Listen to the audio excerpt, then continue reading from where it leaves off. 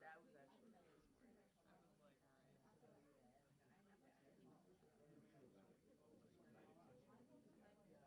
say if I know how to do this.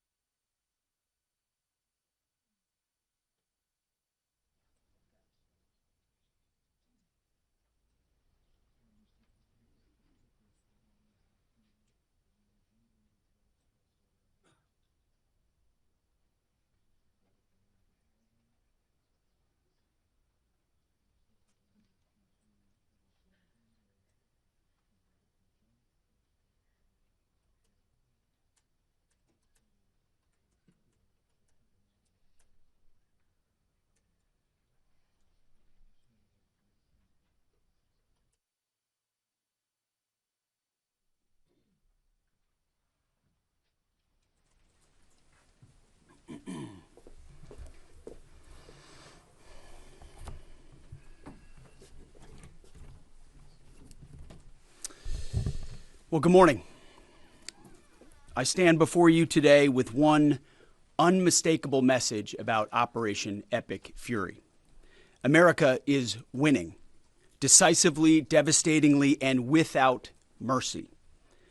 Under the direct command of President Trump, the War Department unleashed this operation early Saturday morning, just 4 days ago, which means we need to remember two things. First, we are only 4 days into this. Metrics are shifting, dust is settling, and more forces are arriving. It's very early, and as President Trump has said, we will take all the time we need to make sure that we succeed. Second, we are only 4 days into this, and the results have been incredible. Historic, really. Only the United States of America could lead this, only us. But when you add the Israeli Defense Forces, a devastatingly capable force, the combination is sheer destruction for our radical Islamist Iranian adversaries. They are toast, and they know it. Or at least, soon enough, they will know it. And we have only just begun to hunt, dismantle, demoralize, destroy, and defeat their capabilities, just 4 days in. Starting last night and to be completed in a few days, in under a week, the two most powerful air forces in the world will have complete control of Iranian skies, uncontested airspace. I hope all the folks watching understand what uncontested airspace and complete control means. It means we will fly all day, all night, day and night, finding, fixing, and finishing the missiles and defense industrial base of the Iranian military, finding and fixing their leaders and their military leaders, flying over Tehran, flying over Iran, flying over their capital, flying over the IRGC, Iranian leaders looking up and seeing only U.S. and Israeli air power every minute of every day until we decide it's over. And Iran will be able to do nothing about it. B-2s, B-52s, B-1s, Predator drones, fighters, controlling the skies, picking targets. Death and destruction from the sky all day long. We're playing for keeps. Our warfighters have maximum authorities granted personally by the president and yours truly. Our rules of engagement are bold, precise, and designed to unleash American power, not shackle it. This was never meant to be a fair fight, and it is not a fair fight. We are punching them while they're down, which is exactly how it should be. Thus far, Operation Epic Fury has delivered twice the air power of shock and awe of Iraq in 2003, minus Paul Bremer and the nation building. The campaign has 7 times the intensity of Israel's previous operations against Iran during the 12-day war, 7 times. And as President Trump said, more and larger waves are coming. We are just getting started. We are accelerating, not decelerating. Iran's capabilities are evaporating by the hour, while American strength grows fiercer, smarter, and utterly dominant. More bombers and more fighters are arriving just today. And now, with complete control of the skies, we will be using 500-pound, 1,000-pound, and 2,000-pound GPS and laser-guided precision gravity bombs, of which we have a nearly unlimited stockpile. We used more exquisite standoff munitions at the start, but no longer need to. Our stockpiles of those, as well as Patriots, remains extremely strong. The enemy can no longer shoot the volume of missiles they once did, not even close. And the chairman will lay out some of those percentages. So our air defenses and that of our allies have plenty of runway. We can sustain this fight easily for as long as we need to. And as I said yesterday, we set the terms. Now, you may not see much of it because the IRGC shut off the internet to the entirety of the country. They blind their people on purpose, just like they kill their own on purpose. Much was made of the volume of missiles Iran was able to shoot in the first few days. And sadly, as we projected, a few got through and killed 6 of our best, who will hopefully arrive home soon. We will avenge them, no doubt. But I liken Iran's predicament to a football team who scripted the first 20 plays of a game. The team knew what plays to run because their first few drives were scripted. But now that the game has started and the blitz is on, they don't know what plays to call, let alone how to get in the huddle and call those plays. Iran's senior leaders are dead. The so-called governing council that might have selected a successor, dead, missing, or cowering in bunkers, too terrified to even occupy the same room. Senior generals, mid-level officers, enlisted ranks, they can't talk or communicate, let alone mount a coordinated and sustained offensive. That's not great for morale. The Iranian Air Force is no more, built for 1996, destroyed in 2026. The Iranian Navy rests at the bottom of the Persian Gulf. Combat ineffective, decimated, destroyed, defeated, pick your adjective. In fact, last night, we sunk their prize ship, the Soleimani. Looks like POTUS got him twice. Their Navy, not a factor. Pick your adjective, it is no more.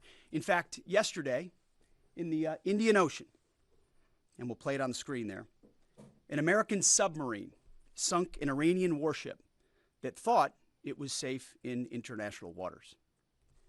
Instead, it was sunk by a torpedo. Quiet death. The first sinking of an enemy ship by a torpedo since World War II. Like in that war, back when we were still the War Department, we are fighting to win. Also, yesterday, the leader of the unit who attempted to assassinate President Trump has been hunted down and killed. Iran tried to kill President Trump, and President Trump got the last laugh. Now, this is not a mission accomplished situation. This is simply a reality check. The combination of U.S. and Israeli intelligence and combat power will control Iran, and will control it soon. Sure, Iran will still be able to shoot some missiles and still be able to launch one-way attack drones at civilian targets, and their proxies will attempt to attack our embassies, bases, and soft targets. They are terrorists, after all, and they need to target civilians because they can't fight toe-to-toe. But we will find them, and we will kill them. This is what the fake news misses. We've taken control of Iran's airspace and waterways without boots on the ground. We control their fate. But when a few drones get through or tragic things happen, it's front page news. I get it. The press only wants to make the president look bad, but try for once to report the reality. The terms of this war will be set by us at every step. As I said Monday, the mission is laser focused. Obliterate Iran's missiles and drones and facilities that produce them, annihilate its navy and critical security infrastructure, and sever their pathway to nuclear weapons. Iran will never possess a nuclear bomb, not on our watch, not ever. And this is why President Trump's moral clarity on Iran today is so vital. Unlike the past, where vague red lines and endless negotiations let Iran fund terror and inch ever so slightly toward a bomb, this president sees the threat plainly and acts decisively. No more half measures, especially when Iran is at its weakest. No more letting Tehran play for time while our people pay the price. His leadership ensures that we finish what we start and that we protect our warfighters by crushing the enemy before they can strike again. Our offensive operations, refined through months of relentless preparation, are unstoppable. And our defensive efforts are unprecedented. We have from the start put the protection of our troops ahead of everything else. Before we very publicly built up offensive combat power, we quietly ensured that our defensive posture and power was in place. And as we built up offensive combat power, we moved the vast majority of American troops over 90% of Americans that were on our bases, what we say off the X, out of the range of Iranian fire. Our defensive shield is equally formidable, the most sophisticated air and missile defense network ever fielded. Thousands of Iranian missiles and drones have been intercepted and vaporized. Tens of thousands of American and allied lives protected. We have pushed every counter-UAS system possible forward, sparing no expense or capability. And like I said, this does not mean we can stop everything, but we ensured that the maximum possible defense and maximum possible force protection was set up before we went on offense. In closing, as President Trump told German Chancellor Merz yesterday, Iran negotiated in bad faith, stalling, scheming, and preparing to strike. And we acted decisively to defend our people, our interests, and our allies. President Trump took bold action, putting America first, the kind of bold action that the American people elected him to execute. To our steadfast partner, Israel, your mission is being executed with unmatched skill and iron determination. Fighting shoulder to shoulder with such a capable ally is a true force multiplier and a breath of fresh air. We salute your courage and your contribution. 4 days in, we have only just begun to fight. America fights to win, and in Operation Epic Fury, we are. May God's providence cover and protect our troops always. And with that, I turn it over to the chairman. Thank you, Mr. Secretary, and good morning, everyone. Thank you for being here. I'm here today to provide the American people and those of you in this room an update on Operation Epic Fury. First, it's with profound sadness and gratitude that I share the names of 4 of our 6 fallen heroes, all from the 103rd Sustainment Command, U.S. Army Reserves out of Des Moines, Iowa. Captain Cody Cork, Sergeant First Class Noah Tegens, Sergeant First Class Nicole Amore, and Sergeant Declan Cody. To the families of our fallen, we grieve with you today, and we look forward to welcoming your family members home at Dover in the coming days. Out of respect for the other families, we'll withhold the release of their names until next of kin notification is complete. And either myself or Admiral Cooper will release those names as soon as we can ensure that all of those families have been properly notified. To our Gold Star families, to our wounded warriors and their loved ones, we will never forget your sacrifice. Our nation stands with you, and we are eternally grateful for your courage, your resiliency, your devotion to this mission and to our nation. As the Secretary said, we're 4 days in, 103 hours into this campaign. The operation was again launched with clear military objectives designed to dismantle Iran's ability to project power outside of its borders, both today and in the future. First, we are targeting and eliminating Iran's ballistic missile systems to prevent them from threatening the U.S. Forces, partners, and interests in the region. Second, we are destroying the Iranian Navy, degrading its capacity, capability, and ability to conduct operations, not just in the Central Command AOR, but as the Secretary showed in the video, around the world. Third, we're ensuring Iran cannot rapidly rebuild or reconstitute its combat capability or combat power, and those phases will begin as the campaign continues. As of this morning, U.S. Central Command is making steady progress. Iran's theater ballistic missile shots fired are down 86% from the first day of fighting, with a 23% decrease just in the last 24 hours. And their one-way attack drone shots are down 73% from the opening days. This progress has allowed CENTCOM to establish localized air superiority across the southern flank of the Iranian coast and penetrate their defenses with overwhelming precision and firepower.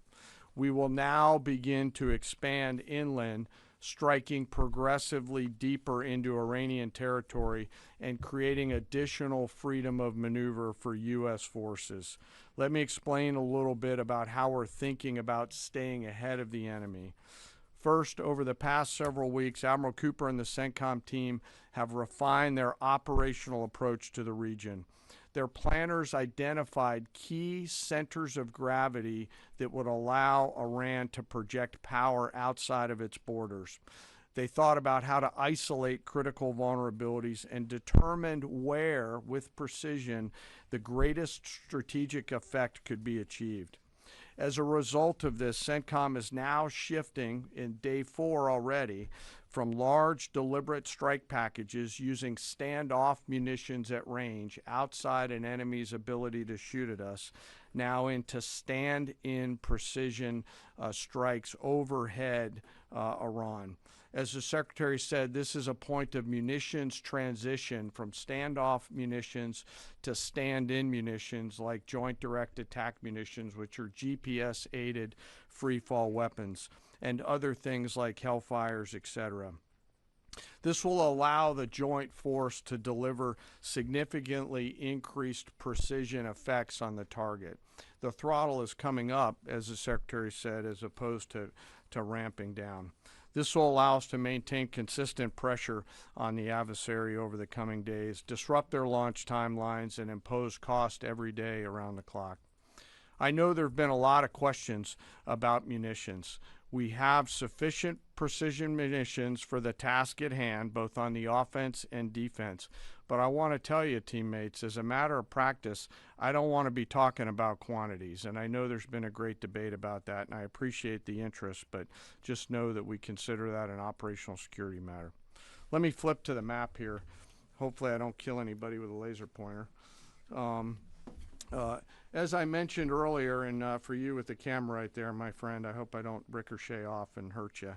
Over the initial days, the U.S. Joint Forces continued to attack and attrit ballistic missile capabilities as well as integrated air defense capabilities along the southern axis. Along the northern axis, Israel and the Israeli Air Force has predominantly been working integrated air defense targets along the northern flank, as well as medium-range ballistic missile capability as well.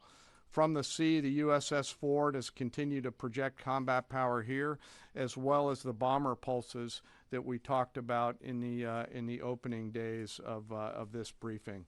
Along the southern axis, the USS Abraham Lincoln Strike Group has continued to provide pressure from the sea along the southeastern side of the coast and has been attriting naval capability all along the strait and up into the Arabian Gulf at a size and scale sufficiently to address the targets required.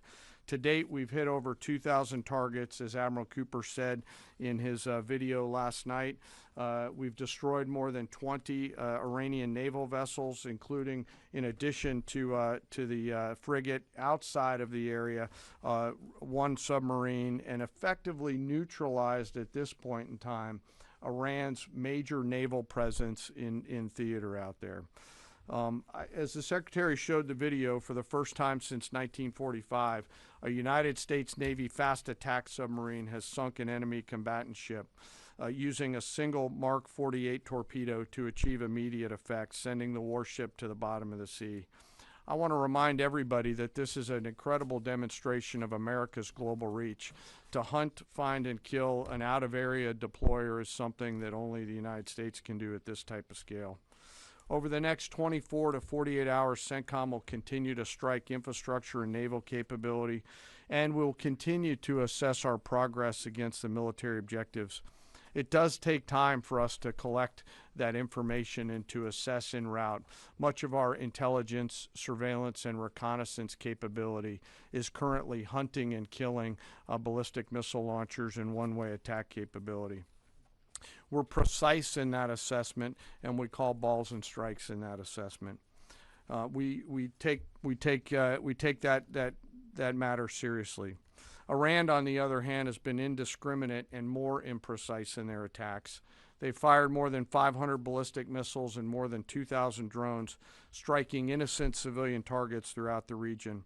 Our partners are answering the call to defend themselves right alongside us. Jordan, Bahrain, Saudi Arabia, the UAE, Qatar, and Kuwait are all defending their people with their own combat capability, with precision and restraint. Jordanian air defense crews recently intercepted a cluster of Iranian one-way attack drones headed to Amman. Bahrain's air defense forces shot down an inbound drone approaching Manama's maritime infrastructure, protecting both their population and critical shipping lanes. Saudi Patriot batteries stopped a salvo of ballistic missiles aimed at energy facilities near Dhahran. The UAE neutralized multiple drones targeting Abu Dhabi's industrial zone, demonstrating speed and precision. And Qatari fighters for the first time have shot down 2 Iranian bombers that were en route to their location. Together, these nations are helping to defend themselves and project power as required against the enemy. We're 100 hours in. It's still very early, as the Secretary said, but the balance is shifting. We've always got to remember that these operations are complex, dangerous, and far from over. Our soldiers, sailors, airmen, Marines, Guardians, and Coast Guardsmen remain in harm's way, and we must be clear-eyed that the risk is still high. This is combat. Let us never forget this. As we continue, I ask that we hold all of our deployed teammates in our thoughts, those standing the watch, flying the sorties, sustaining the fight, and carrying our nation's burden. And I'll stop where I started, and that's remembering our 6 fallen who will return home as soon as possible. I remain humbled, grateful, inspired by every day the valor and professionalism of our joint force. They are quiet professionals through and through, out there doing America's work through the day and through the darkness. And with that, I'll take your questions along with the Secretary. Go ahead. What do you assess the enemy's control and command status is right now? And can you broadly describe our decisive point in this operation? Well, I won't describe the decisive point in the operation because that would tell the bad guys what it was. That's a good question, though. I appreciate the question. Their C2 structures in a bad way. Admiral Cooper's been continuing to pressure C2 at the IRGC C2 and other military elements, and will continue to do so. Thank you for the question. Thank you, Secretary Hegseth. Mary Margaret with the Daily Wire. Couple questions for you and then one for General Kane. Can you tell us more about how we took out the leader who was the leader of the group that was trying to assassinate President Trump? And then Turkey's defense ministry says NATO air defense systems intercepted an Iranian ballistic missile headed towards Turkish airspace. Could this trigger NATO's Article 5, and was it the U.S. who shot it down? On the first question, we've known for a long time that Iran had intentions on trying to kill President Trump and or other U.S. officials. And while that was not the focus of the effort by any stretch of the imagination, in fact, never raised by the president or anybody else, I ensured and others ensured that those who were responsible for that were eventually part of the target list. It wasn't the beginning of the effort. We were focused on missiles and launchers, and that's the focus. But ultimately, if we had the opportunity to get at those who are trying to get at Americans specifically, we would.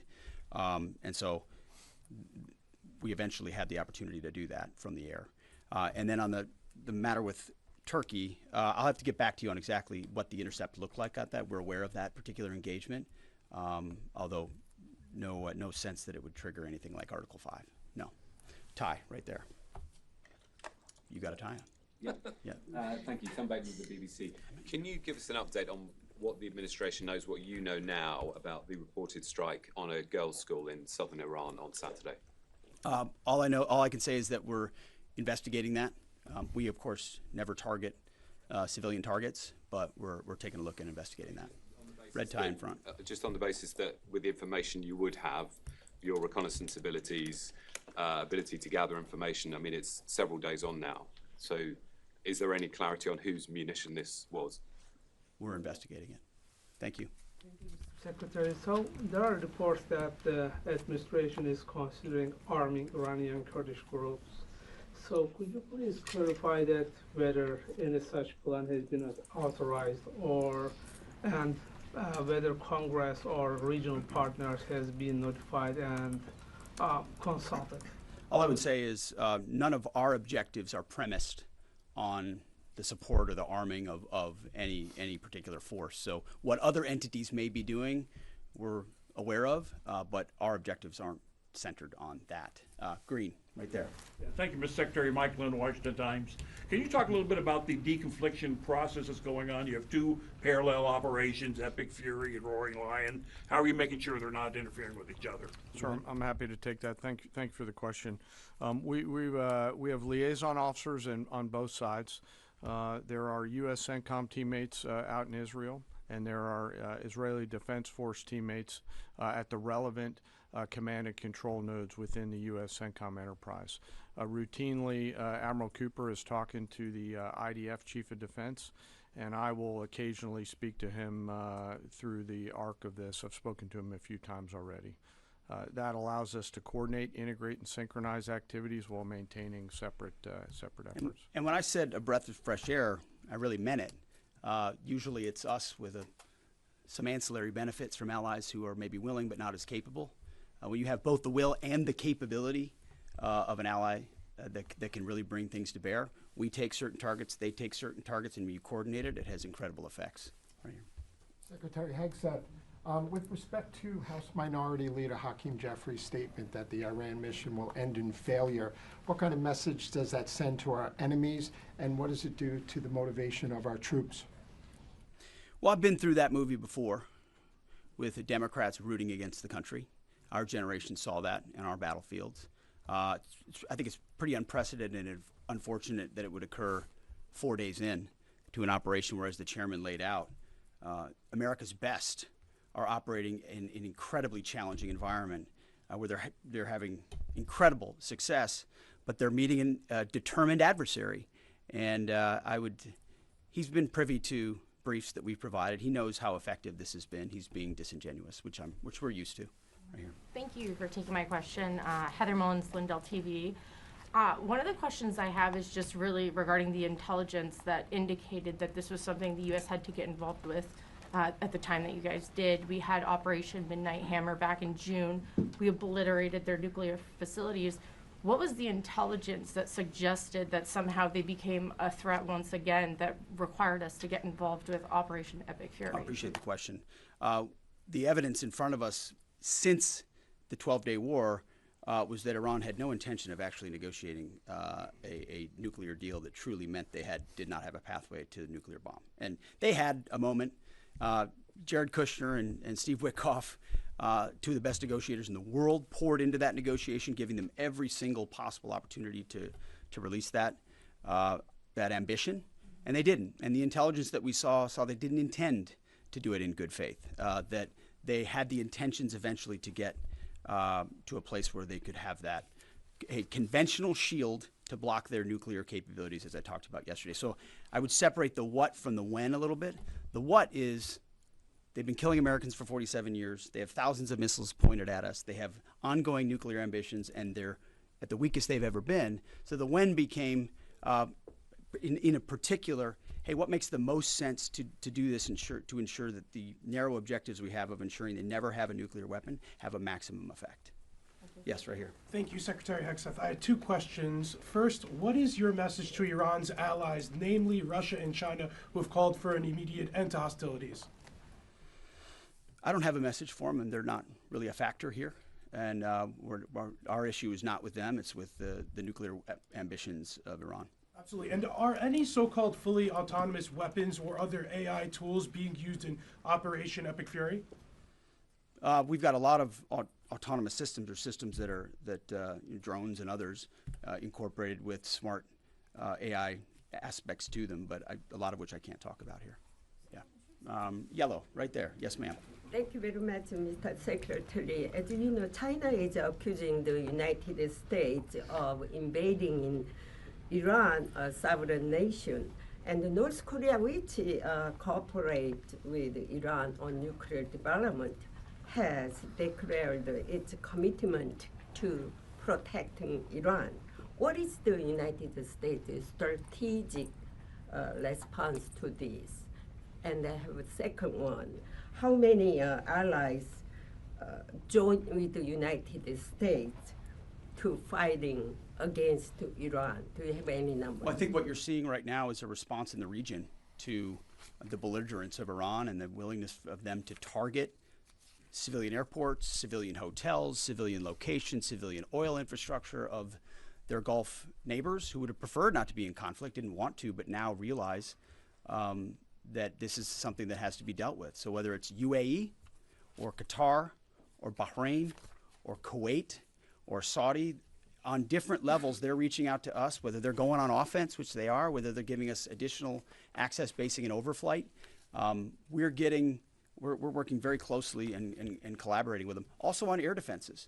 The air defense capabilities of those countries are significant, and when combined with ours and we coordinate, it brings simplicity to the shot doctrine, so we make sure we're using less munitions but being more effective with what we shoot at. And as it pertains to other countries, I'll sort of give the same question. They don't really bear on the case of Iran. We're going to deal with Iran's nuclear ambitions, and that'll send plenty of signals in the process. Right there. Purple. Thank you so much. Thank you so much, Mr. Secretary. I have two questions. One question for you and the other question for Mr. Chairman. You ruled out that you are not engaging with the Kurdish forces, Iranian Kurdish forces, to incursion from the Kurdistan region to Iran. But now, and today, Iranian said that under threatening the Kurdistan region, they said clearly if there is any incursion from the Kurdistan region, they will attack all the Kurdistan region and go war with the Kurdistan region. What's your comment on that? And a question for Mr. Chairman. Given comments that the U.S. forces might be deployed if necessary, under what specific conditions would you determine that deploying U.S. boots on the ground is necessary, and how would such a decision support and advance your stated strategic goals? Well, I'm not going to comment on U.S. boots on the ground. I think that's a question for policymakers, and I don't make policy, I execute policy. I will say on the question in the back corner about helping Americans get out, first, it's a great opportunity to encourage everybody in the region to go to the State Department and register. Secretary Rubio's been trying to get that word out, and I'd ask you to help us with that, to have folks register. We've also opened up space available seats as C-17s and other airplanes come in to try to help folks get out. But that's really a State Department matter, but to answer your question, that's what we've been doing. Absolutely. Last question right here. Secretary Hegseth, thank you. Reagan Reese with the Daily Caller. You touched on this in your opening remarks, but I'm hoping you could expand on it a bit. It's been reported that Iran might be trying to outlast our ability to intercept their missiles. It sounds like you guys are saying they don't have the ability to do so. Is that the case? Can they outlast us in their ability to do that? Iran cannot outlast us. We're going to ensure through violence of action and our offensive capabilities and our defensive capabilities, as I said, that we set the tone and the tempo of this fight. That's why stories and speculation about different things that try to make it look like we're limited in what we can do. The only limits we have in this is President Trump's desire to achieve specific effects on behalf of the American people. And that's why we don't talk about, you can say 4 weeks, but it could be 6, it could be 8, it could be 3. Ultimately, we set the pace and the tempo. The enemy is off balance, and we're going to keep them off balance. And we know their ability to shoot versus our ability to defend. That difference gets wider and wider every day. Our defense gets better, their offense capabilities diminish. As we are going into ammunitions that we, as we said, have tens of thousands of and can drop unlimited supplies on with even more effects than the standoff emissions we have now, which is why when we say the throttle's going up, the throttle's going up, and it's going to stay on high. Thank you all very much. Appreciate it.